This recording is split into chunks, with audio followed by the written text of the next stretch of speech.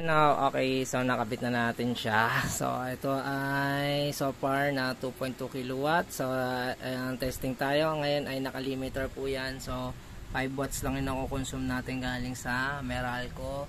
At ang ano lang niya is nasa ano pala to guys, dalawang 550 watts na bali 1,100. So nililimit niya ngayon at mapasok na lang ay 5 watts na lang ang ating consumo sa Meralco.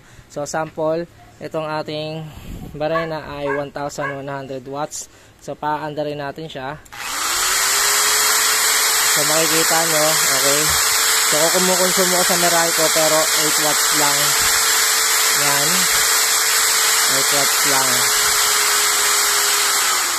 Okay. So, yan. Tas natin.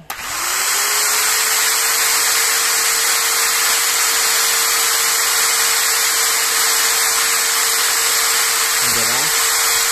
So, gumagana siya at naaano niya yung limit. So, okay naman. Nalilimitahan niya.